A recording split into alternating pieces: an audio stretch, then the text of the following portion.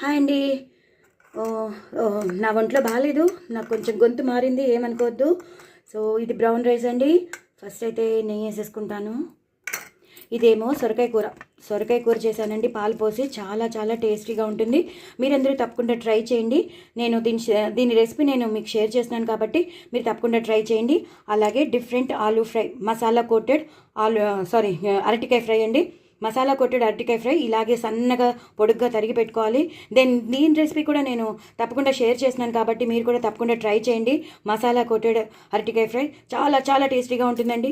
దయచేసి నా ఛానల్ని సబ్స్క్రైబ్ చేసుకోండి, సపోర్ట్ చేయండి. నేను 1000 సబ్స్క్రైబర్స్కి దగ్గరలో ఉన్నానండి.